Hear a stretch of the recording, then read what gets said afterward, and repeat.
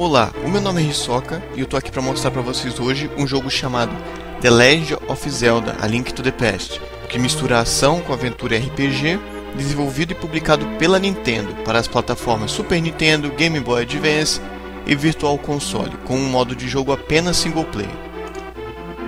Jogo lançado em 91 e criado por Shigeru Miyamoto. Na remota hipótese de você não saber quem é ele, eu te digo, ele é simplesmente o criador de Mario, Donkey Kong, F-Zero, entre outros jogos de grande sucesso que ele mesmo criou ou ajudou a produzir. Esse jogo marcou minha infância e acredito que é de muitos. E foi esse jogo que me fez ser um grande fã de RPGs, especificamente, além de ser um grande fã de jogos em geral. Esse é o terceiro jogo da série, mas eu não falarei muito sobre os outros jogos, nem a cronologia da série em si, me aterei apenas a esse. Um jogo que mistura aventura e com um sistema de RPG, mas não com XP como os tradicionais. E sim porque é possível você deixar o Link mais forte, coletando uns itens, uns corações, que vão aumentando a barra de life dele. E também outros itens que vão aumentando a capacidade de magia dele, que ele pode utilizar. E também era possível completar tarefas, entendeu? E obter itens úteis para a aventura. E melhorar alguns itens também. Se você já jogou outros títulos da série, principalmente o The Legend of Zelda: Ocarina of Time, você notará muitas semelhanças. Bom, a história não é muito detalhada em si, mas é bem feita, é bem interessante até. Bom, no caso, na lenda lá de Hyrule e tudo mais, havia um lugar chamado Golden Land, que era regida pela onipotente e onisciente Triforce. Ganon, que é o vilão de toda a história, ele entrou nessa Golden Land e transformou em Dark World, mundo escuro no caso. E quando 7 magos perceberam que havia uma maldade saindo daquele lugar, eles trancaram o Ganon lá, e fizeram um selo no caso e o trancaram lá. O selo seria quebrado apenas por eles mesmos ou por seus descendentes. Os séculos se passaram e a história virou lenda. Pouco antes do jogo começar, o mago Agarim, acho que é assim que se pronuncia, chegou a Hyrule e conseguiu se estabelecer lá, conseguiu uma boa posição no reino.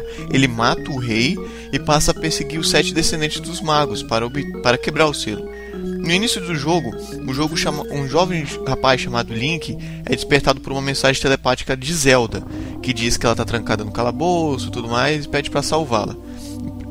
Logo no início, Link, quando ele acorda depois dessa mensagem, ele vê seu tio que diz que é para ele ficar na cama, porque ele iria sair e tudo mais e poderia demorar um pouco para voltar. Após isso ele sai. Link desobedece e o segue. Após entrar no castelo, Link encontra seu tio gravemente ferido, que pede para salvar a princesa e tudo mais. Ele falou que não queria envolvê-lo nisso, mas já que ele está lá, ele pede para salvar a princesa. Após você conseguir o escudo e a espada com o tio dele, Link vai atrás dela. E aí que começa mesmo o jogo. Gráficos muito bonitos, cores vivas e uma diversidade de lugares como cachoeiras, florestas, desertos, lugares secretos, montanhas, calabouços, entre outros lugares típicos de um jogo de RPG. No jogo, você viaja entre 2 mundos. O primeiro é o Light World, onde é Hyrule mesmo, onde Link cresceu e tudo mais.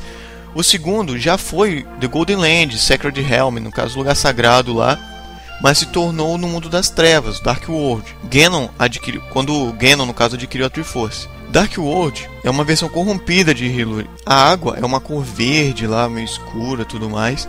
A grama está morta, crânios substituem pedras e vasos, e as árvores têm rostos. Pessoas elas mudam de acordo com a sua natureza em si. Se, no caso, por exemplo, se a pessoa, dependendo da natureza dela, foi boa ou má, tudo mais, ela vai se transformar num animal ou numa criatura no Dark World, entendeu? Link também, ele é transformado, ele vira um coelhinho rosa. Que é engraçado, até na primeira vez que eu vi eu falei, que é isso? Mas enfim, dá a entender, né, que a natureza dele é boa, inocente, enfim. E isso acontece se não tiver um item lá no jogo que você acha, tudo mais. Se você tiver o item, você vai como o Link normal mesmo. Você pode se defender, atacar. Se você for como coelhinho, você vai correr direto. Vai ficar ter que correr para um lado, para o outro, você não vai poder fazer nada. Cada lugar do Light World é um lugar correspondente, semelhante no Dark World. Geralmente com uma estrutura física semelhante, mas com uma natureza oposta. Por exemplo, o deserto em Light World corresponde ao pântano no Dark World. Uma pacata vila no Light World, né, lá em Hyrule e tudo mais, se transforma numa cidade em ruínas, com ladrões e tudo mais, no mundo das trevas. Há vários itens, além de espadas, há o bumerangue, as bombas, o arco e flecha, a lamparina, uma luva que serve para levantar objetos muito pesados, no qual o Link normalmente não conseguiria levantar, dando acesso a outras áreas, enfim, entre outros. Um destaque especial para os medalhões, que na minha opinião eram demais, porque tinham poderes de criar terremoto, outro de fazer cair raios, outro de chuva, e era muito legal interagir, porque em alguns lugares você conseguia alterar e ir para outras áreas, tudo mais com esses medalhões, sem falar de ajudar nos combates.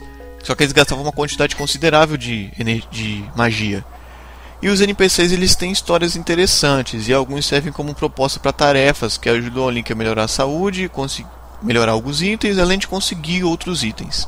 Bom, quanto à jogabilidade, o Link se movimenta para 4 lados, mas a jogabilidade é tão boa que parece que ele pode se movimentar até nas diagonais, pois não tem sprites que mostrem ele se movendo na diagonal em si. Mas é curioso como você pode acabar induzindo ele a andar praticamente na diagonal. Na maior parte do tempo, os objetivos são de você coletar um número de itens para poder ter acesso a tal coisa e assim poder enfrentar determinado inimigo, o que poderia ser repetitivo e cansativo se não fosse a variedade de lugares inimigos, de quebra-cabeças para você desvendar, locais para explorar, o que torna muito interessante e faz você querer continuar e progredir no jogo, dá uma sensação constante de evolução em si. Tanto o chefe quanto os inimigos têm uma sequência de movimentos que não variam muito. Há vários tipos de inimigo, vários mesmo.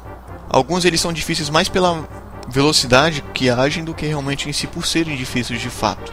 Bom, a música é algo à parte no jogo. Composta por Koji Kondo, a trilha sonora desse jogo praticamente definiu as músicas temas dos jogos seguintes.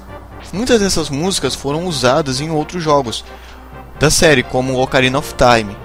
Foi feito um álbum, no caso da trilha sonora desse jogo, chamado The Legend of Zelda Sound and Drama. E foi lançado no Japão.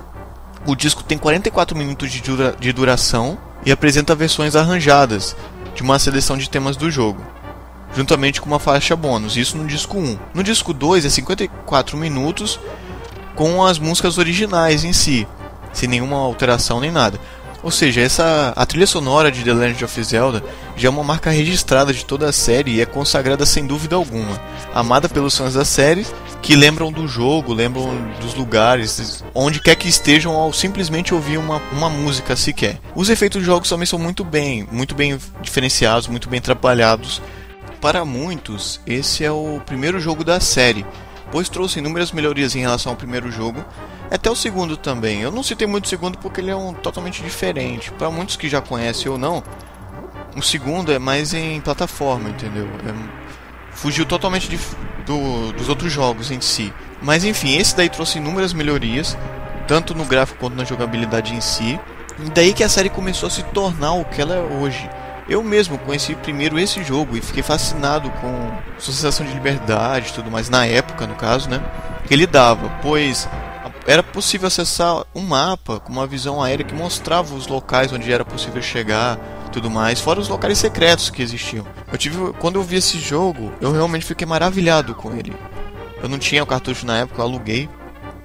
E depois quis saber de outros jogos do tipo, tudo mais. Nunca achei que me agradasse tanto quanto esse. Tem outros clássicos em si, realmente, que eu fui jogar mais agora, com emuladores e tudo mais.